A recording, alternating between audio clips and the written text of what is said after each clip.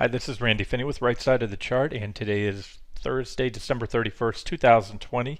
This is video number 2. I wanted to do a follow-up. I left out a few things in last video. I wanted to do an update on the energy stocks that were covered in that November 18th video about 6 weeks ago. And I also want to do a brief update on the broad markets and the euro and the US dollar as it relates to gold. Some developments there to note as well. So let's start out here with the S&P 500. This is a 60-minute chart. That's what I'm focused on now. You know, we've been drifting higher. It's the end of the year. Last trading day of the year, so don't expect any fireworks today. Although who knows? There'll be some. I'm sure there'll be some program buying or selling into the close. Don't read too much into it because of that, because it is the last calendar day of the year. But with that being said, here's the levels I'm watching on SPY. We have this trend line here. It was already broken once. It looked like a sell signal at the time, but it proved to be a whipsaw so far. And again, that's what you get. This happened right before Christmas, so the time between Christmas and New Year's it tends to lead to erratic trading, increased whipsaws, everything else. However, the technicals remain the same now for weeks. We continue to build these divergences. Again, this is a 60-minute time frame, but there are also divergences on the daily and even weekly time frames that have been building. And the thing is, I say it often, divergences are not a sell signal or a buy signal if they're bullish divergences. These are bearish or negative divergences. But they are an indication that a trend change is likely, and what you need there is a catalyst, or, a sell signal, such as a breakdown. So the trend line, it was violated once, but it's still enough to, I think, I believe it's a valid trend line. There's enough reactions on it along the way. Even recently, after we back tested, we broke down, we back tested for a while, snapped back above it, and we're still trading on it. So that's it. Solid breakdown below there should trigger a sell signal. So that's something we might want to look for next week. Again, wouldn't read too much into what happens today. So we'll pick this up next week. Now, the Qs stand out a little clearer to me. The chart's a little more clear, the trend lines. And as I often say, it's all about the Qs. What I mean by that is QQQ, which is a tracking ETF for the NASDAQ 100, although it only has 100 stocks, whereas the S&P 500 has 500 companies. The S&P 500 is more representative of the entire stock market. It's not the entire stock market because it only includes large caps. You don't have the small mid caps, but it's much more diversified with 11 sectors. Now, the thing is, the top holdings, that QQQ is very tech heavy, about 50% or more in tech stocks. And of that, the top 5, I call them the FANGs, F-A-A-M-G, that's Apple, Microsoft, Amazon, Facebook, and Alphabet. Collectively, they make up the bulk of the returns because they're heavy weightings, and they're also the top weighted components in the S&P 500. So where they go, the market goes. And so you're going to see, if you see QQQ break down, especially those market leaders, it's pretty good sign that if the S&P 500 hasn't broken down, that it probably will. So this is the one I like to watch. I like to trade it. There's more juice at times, but once in a while, as you know, I'll focus on the small caps or the S&P 500, depending on what's going on there with the different stocks and different sectors. But here we go. So these are the trend lines I'm watching. You see this blue trend line right here. That is certainly a very valid trend line, and I'm going to show you this on NQ in a second. 1, 2, 3, really those are close proximity, 4, several distinct reactions on there. And then you also have another trend line here that I've added off the November 2nd lows, comes in, catches this reaction as well. This recent reaction, that's where we're at now. Now, what happens when I have two trend lines in close proximity, especially during a resilient uptrend like this, I call the second of the two my BOD trend line, benefit of the doubt. What do I mean by that? Well, give it the benefit of the doubt. If this trend line breaks, would that be a sell signal? Yeah. Could it be the beginning of the next correction? Possibly. But you have this one here, and the way that, at least the way I, view technical analysis is, there are eyes watching this. Some traders see this trend line. Some see this one. It's sort of like the Rorschach, the ink blot test, where certain people see some things and others see others. So if I know that the traders are a subset of traders are watching this one, it's safe to say that if that one breaks and they've both been taken out, then it increases the odds you're going to get a correction there. So that's the trend line I'm watching on QQQ. Let me show you what it looks like on NQ for you NASDAQ 100 traders. I've got it on here somewhere. I got a lot of symbols down below on my futures. Let me find that one for you. Here we go. NQ. Okay, this is a 60-minute chart, meaning 60-minute candles going back 3 months. And there's that same blue trend line right there. The BOD, benefit of the doubt trend line right there. Enough reactions on NQ, the NASDAQ 100 futures, to validate it. Very similar, comparable reactions. Sometimes you'll get different reaction points or different trend lines because remember these futures, these are the Globex futures. That means they're trading virtually around the clock. Whereas when we look at QQQ, you're looking at regular session trades only, 9:30 p.m. At 9:30 a.m. to 4 p.m. Eastern time. So that's the BOD, and then here's the trend line off the early November lows, which is also, I believe at this point, becoming increasingly valid. We have that first react, and that's a major reaction low. Always like to, if you can, draw trend lines off major reaction lows. This one was more of a minor reaction low. And now we have 2, and now 3 if we get a reaction here. But again, this one's close by. You also have some horizontal support. So this is what it looks like on the NASDAQ 100 futures. And you can see here, DH means divergent high. It's these divergent highs you look for on the 60-minute charts to get ready to short, whether it's a quick pullback trade, even a counter trend trade. Plenty of money to be made going long and short NQ in an uptrend or downtrend. And likewise, just like I look for the divergent highs, to close longs and or go short on the break of the trend lines, you look for these divergent lows right there to signal a trend reversal, a bullish trend reversal. So that's it. Right now, it's divergent high. We had a little divergent high there, a little wedge break. So here's our wedge, small little wedge, small little divergent high right there. That's your small divergence, this point to this point, small correction. Bigger divergence, more significant trend line, bigger drop if and when it comes. So that's what I'm looking for, might quite possibly as we head into the new year next week. And for you small cap traders, quick update on IWM. That's what it looks like on the 60-minute chart. You had a minor trend line there. There was that little whipsaw signal last week, but then as I said, that trend line was still valid, and so we broke it there. That gave us a sell signal right there, but you still have a pretty good horizontal support level here, about 192.86. It needs to be taken out for a sell signal.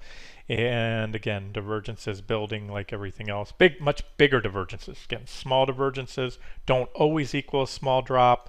Sometimes you get small divergences, and this one, that divergent low, got a big rally out of it. There was a small divergence and a relatively small rally.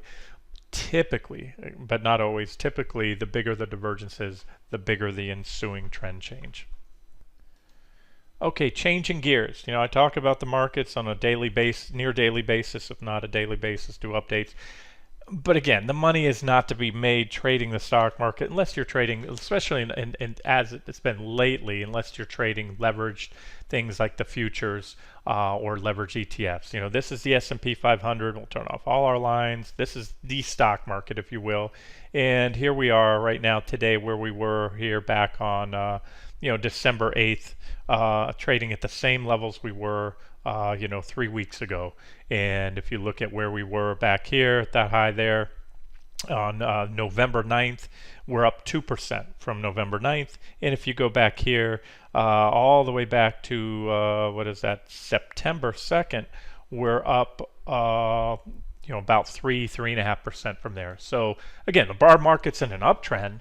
Your 401k should be rising, but you're not really making a lot of money. The real money is always to be made in individual stocks and sectors that have the most bullish outlook. And so that's what we're going to roll into here. So let me turn back on the lines. In the last video, I had intended to cover the energy stocks from the November 18th video. I covered ag input stocks. Energy stocks was the second largest sector that I had covered, the second most number of bullish trade ideas, and then I had a few miscellaneous ones. So I wanted to just follow up. There's only 4 energy stocks that I covered in that last video, so I figured I'd do updates.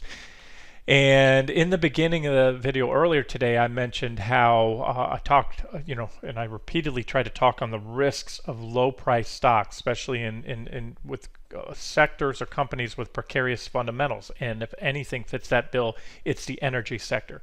Energy has been in a powerful bear market for years now.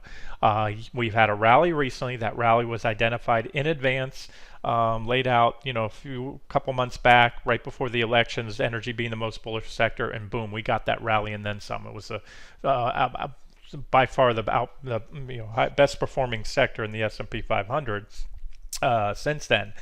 But I wanted to talk on this, and I mentioned this at the time. I listed GPOR as a potential bullish setup.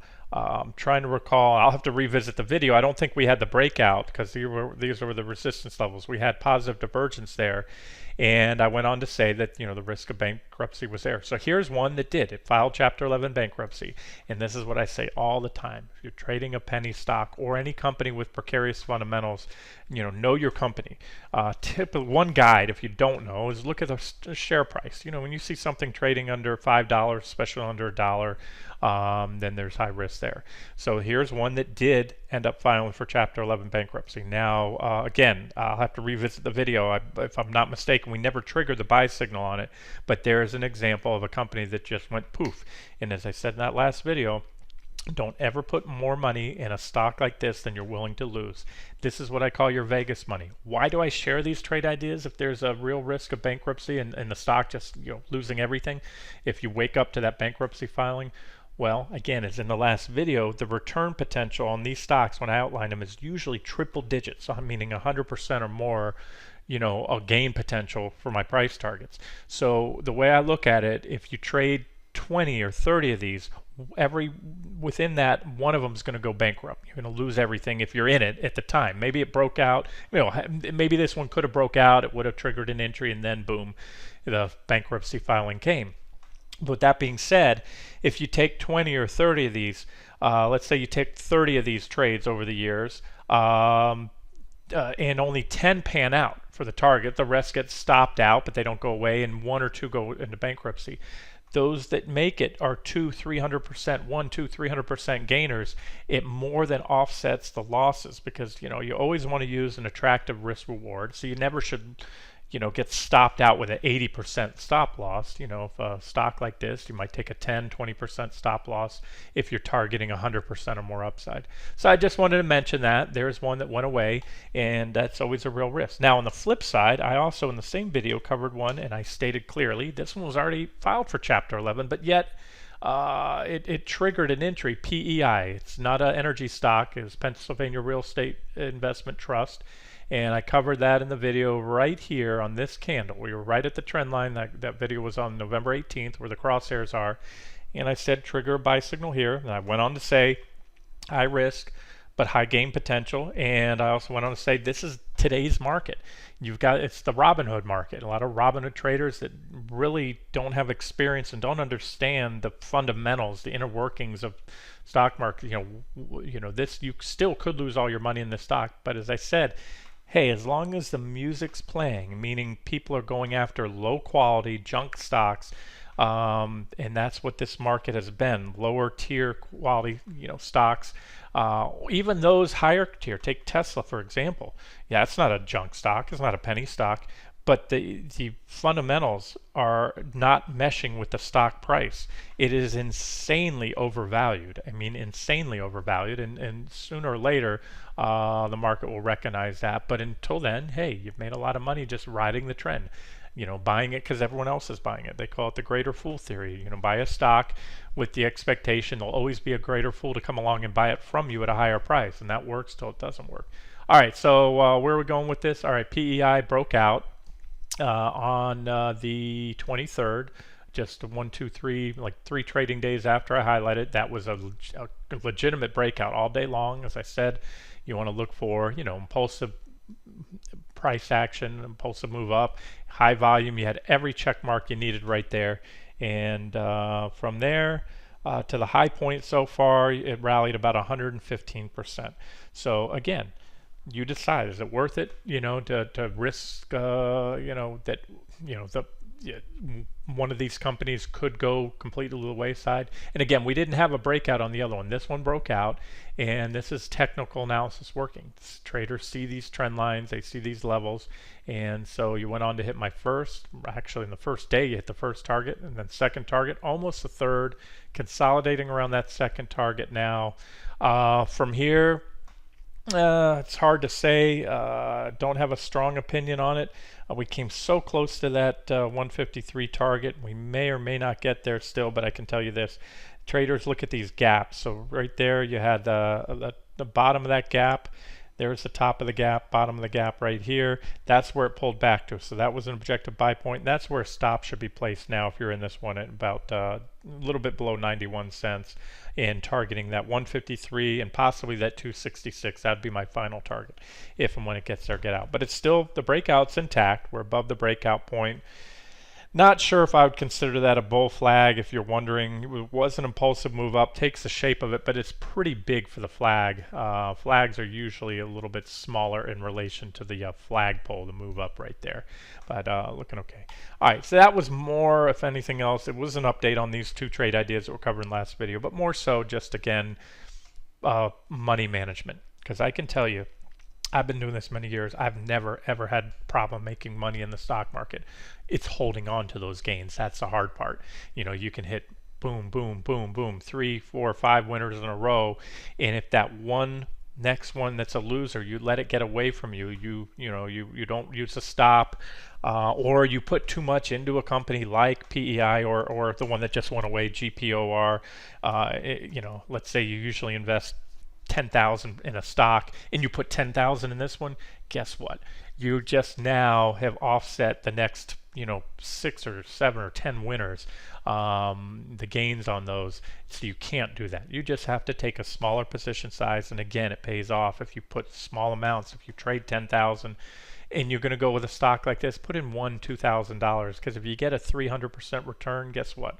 On $2,000, you just made $6,000, and that's more than you would have made on a $10,000 trade that you might have had a 10 or 20% upside target. That's how I look at that. All right, moving on. The other ones that have panned out were there were two other energy stocks I covered, and that was QEP.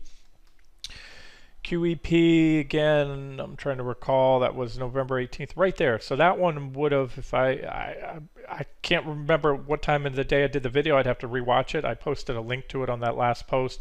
If I covered it in the morning before we broke out, or at the lows, I would have said this one was poised to break out above this trend line. If I did the video after it broke out, I should have said that this is a live, actionable trade. It was breaking out at the time. Volume was good. I can see, well above average volume down there below. So there was your breakout. Went on to take out that next resistance level at 141, confirming, giving you a second buy signal. So again, buy signal 1, buy signal 2. Final target hit, and this was good from the breakout point right there above the downtrend line. You were good for about 112% return. So there's another great example. Low price stock, not everybody's cup of tea. I always say that. Pass if these low price stocks are not in your wheelhouse, you're not comfortable with that. But I'm going to share them all day long if I see an attractive setup and a trade idea like this that has over 100% return potential. And if you took it, you made over 100% and double on your money in just a matter of a couple weeks. So that's QEP. That was my final target, and you still were right there. You could still take profits now. If you believe in the energy sector and you think there's a lot more upside, just raise your stops to protect profits and let it run. But I would. This is the kind of stock I'd get out, low priced, and move on to the next one. That's my preference. Congrats that caught it. And then the next and final one was RIG.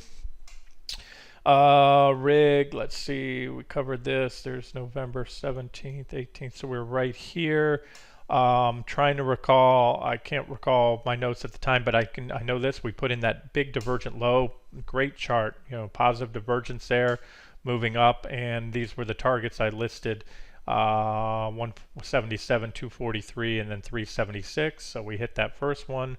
Again, that was the 18th was right here, so we were good for so far. We shot past that 243 target, 120% return. And it's been consolidating. We've had two checks on my 243 target. We were checked right here, a little momentum overshoot right there. And I'm trying to circle tool it. A little momentum fueled overshoot. So at this point in time, even though that was my target, we've had two reactions right here. This is now the resistance level you need to take out, not 243 anymore. That was an objective area to book profits.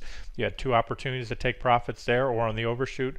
But at this point in time, you need to take out 271 because that has since become resistance due to those overshoots of that other 243 resistance level. And actually some reactions there as well to look at. So that's it. 271 gets taken out, opens the door to that final target of 376. And pullbacks, objective long entry would be on a pullback to 177 if the energy sector holds up. But yeah, that's up to you. This one I don't have a strong opinion on right now, whether it's going to make it up to that 376 or not. It'll most likely depend on what the energy sector does as we head into the start of the new year here. All right, that's it. Let me just double check my list since I missed these in the last one. Yeah, that's, oh, no, I definitely wanted to give you guys one more thing. The US dollar, let's not forget about that. I want to talk about gold. And I'm not even going to look at the charts of gold. If you follow my analysis, you know I put a heavy weighting on what the dollar is doing because gold is dollar sensitive. It's very simple. The dollar goes up, the price of gold tends to go down. It's inverse. And when the dollar falls, that tends to be bullish for gold. So I've been highlighting this for a while here. We have, this is a 60-minute chart, yeah, hourly candlesticks of the US dollar. And you have this primary downtrend line on the 60-minute chart. Very well defined. We have divergent low. I highlighted we broke out here, we back tested, and we've been back testing. All along, we've continued to build divergence. So here's our divergent low right here. We've just extended this positive or bullish divergence continues to grow. And you can see here I've added a secondary or minor trend line right now, which the dollar is just starting to crack. To me, it looks like this thing's just primed, waiting to go. So I remain, you know, the dollar is in a downtrend. Make no mistake about it. If I say a chart, you know, is a potentially bullish setup, that's what this is. This is a setup. The dollar is in a downtrend, but it's set up to rally. And we already broke out and been back testing the trend line. And we're starting to move up today. And again, we need to clearly take out this minor trend line. If that happens, the dollar should run up to that 91.081 target. That's my first target, was and still is. And then if and when that breaks, that would open the door to an even bigger rally in the dollar. And that would be net bearish for gold. When I say net bearish for gold, it does not guarantee gold will go down.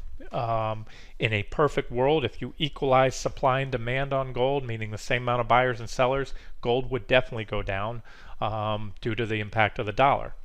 You know, a rising dollar, it takes more dollars or fewer dollars to buy a share of gold, and falling dollar, it's going to take more dollars to buy a share of gold. That's why that works that way. But what I'm getting at, sometimes you have a rising dollar and gold still going up because there is strong buying pressure on gold, which is offsetting that impact of the currencies. So we'll just keep it simple for now. This most likely will put pressure on gold if this scenario plays out. Again, it is pending a solid break above that level. Let's look at the euro. The euro is going to look like an inverse chart to the dollar because the euro is the largest component of the dollar index. That last chart was DX. Those are US dollar index futures. That is the US dollar index is a compilation of many different currencies. The biggest by far being the euro. I think it's 57.6% if I remember correctly, and then the yen is like 23 point something. So pretty much the euro and the yen alone are just almost the entire dollar index. Every other currency just doesn't even really move the needle much on it. So if you want to know where the dollar is going, chart the euro. And here's what you have on the euro. This is my BOD or benefit of the doubt trend line. Why? Because I have 1, 2, 3 reactions. It comes in below this trend line here, which has more reactions. This one's broken down, triggering a sell signal, but you want the benefit of the doubt. And let me tell you this, it's not mere coincidence. If you remember that dollar chart a second ago, we're at that secondary, or call it benefit of the doubt trend line on the dollar, right? We need to break above that. Same thing here. So what happens if the dollar can push up a little more, the euro is going to also fall, and they'll have both taken this out. That increases the odds that you're going to move down. There's my first target on the euro. That's 120.91, or call it 121. The 4x goes out to the, these are called pips, all the way out to the fourth digit there. And then 1952 right there, if that level goes. So those are targets. Gold tends to move in line with the euro. So this would put pressure on gold. And same goes for the miners. Somebody asked me just the other day on one of the comments under a front page post, hey, what about silver miners? You haven't updated those in a while. A while back I did a few weeks ago, bullish. I went over a lot of bullish setups in the silver miners, and they most certainly rallied. However, if I'm bearish on gold, for the most part, I'm going to be bearish on silver at the same time, and I'll also be bearish on the miners, whether they're gold and silver miners, because they all tend to move together. So this again would put pressure on the miners, and and it's been a nice run in the silver miners and gold miners stocks. You have SIL, the silver miners ETF. It's been in an uptrend, and then some of my favorite silver miners that I've covered in that video recently. You had ASM, outperforming SL, VP. There's SIL again, the silver miner ETF. But look, you can see it's at resistance as well. FSM. So it's been a nice run, but I'm concerned right now. Again, we don't have the breakout in the dollar or the breakdown in the euro, but we're very close. And then to wrap it up, EUR, USD. The euro US dollar pair. This is a daily chart, so daily candlesticks. I've been highlighting this trend line. We've had these divergences building for a while. That's negative divergence.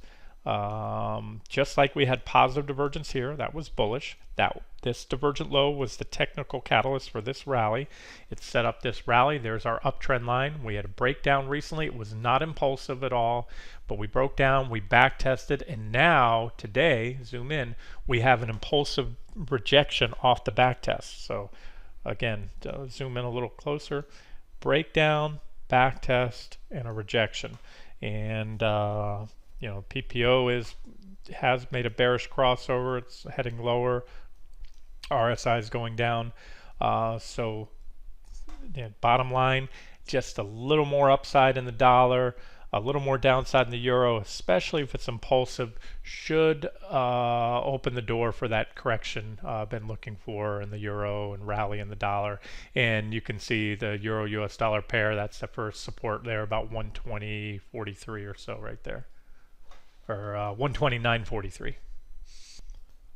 And then we'll just wrap the video up with a quick update on NG. That one I highlighted the other day as wasn't a hard buy, but as an oversold play right here. Catch a falling knife trade. We're right about here. Listed this as the first target that was hit. Consolidate reactions on that level expected. My second target was a downtrend line. Updated that yesterday. Hit twice. 2 reactions there. And then boom, took out the trend line today, went on to hit that final, well, not final target, next target, which was the top of the gap, and I'm referring to the big old gap there. So there's technical analysis. You can't say the traders were not watching these levels, because you had reactions on each and every one of them. Broke out, and once you took the trend line out, it was a straight shot up to hit that 2,511 top of the gap. And now that becomes the next level to watch. If you're bullish and holding out for more, a solid break over that 2,511 level should open the door up to any or all of these targets. Also, another good time to take profits if you didn't do so already on the quick trade, because that is gap resistance pretty significant. I would like this chart better if I saw divergence, positive divergence, and maybe we get that. Maybe we get rejected here. We come on down, put in a divergent low, looks something like this. And if that happens, great, we'll revisit. Maybe not. There's a case to be made, as I've done recently on the long-term charts, daily and weekly charts, that natural gas has put in a major bottom in longer term, not just looking back a couple months, but you're looking back 6 months or more, a year, that it's in a new uptrend off a divergent low on the longer term charts. So we'll wrap it up here, and this will probably be the last video of the day. If I see anything else that stands out, I'll get it out to you. This has been Randy Finney with Right Side of the Chart. Happy New Year.